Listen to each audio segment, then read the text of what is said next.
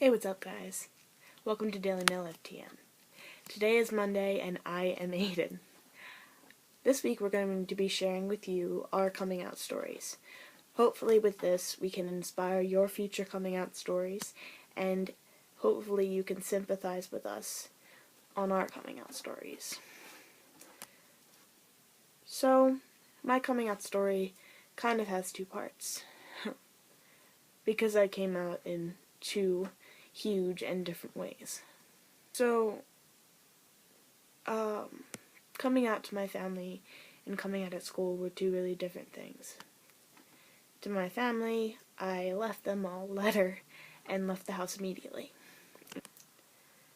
So, I have two sisters. I only told one of them because the other one lives at college.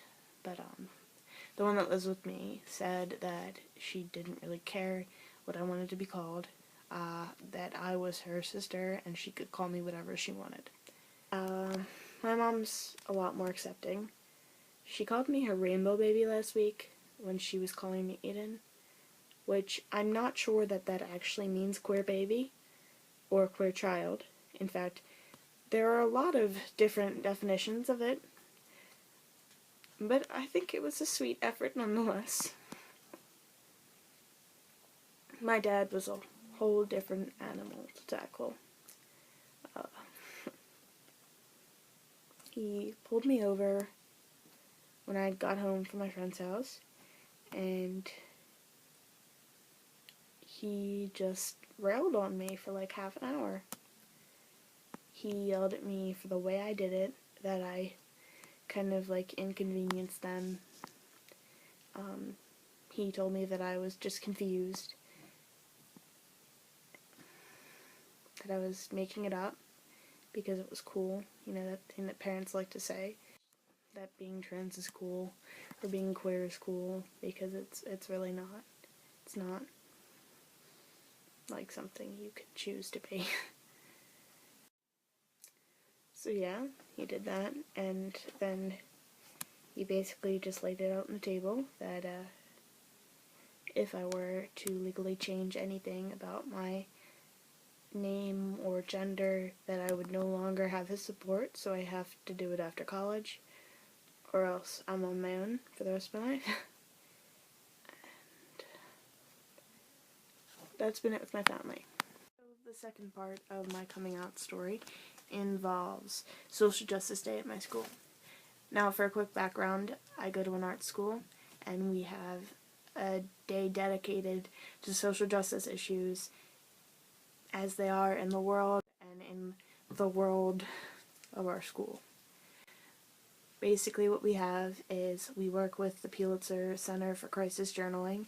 They give us a topic, they give us a documentary, and then we have students submit art to a gallery and poems to a poetry slam. And we gather the whole school in the auditorium. Well, half the school 2 times, so basically the whole school sees it, and the students say their poems and perform. And this year I wrote my poem on my gender identity, which was really difficult because you never know how people are going to react. Certainly it was less scary for me because I go to an art school. I'm not sure how it would happen if I was in any other school, but the reaction was actually great at my school. I was really, really thankful. By the way, quick fact about the performance, I did this really cool thing that my friend came up with, where I wore a button-up with my birth name on it, and like throughout the poem I just like slowly unbuttoned it, and underneath there was like a regular t-shirt with the name Aidan painted on it, which was really cool. Some teachers just called me Aidan right away, and other teachers didn't know my name, so then they did. But the teachers that I was familiar with either asked me about what I wanted to be called, or I told them and they were completely cool with it. The students have been completely cool with it, that I've heard of. No one's really approached me saying anything, and I haven't really heard of anyone saying anything. In fact, a lot of the students that I didn't expect to be very supportive have been really supportive. It was a really great turnout and really helped me be more confident with who I was. So I thank my lucky stars all the time for being able to go to that school. And those are the two parts of my coming out story. So if you like this video, feel free to like it and subscribe if you haven't already. I'll see you back next week on DailyMaleFTM.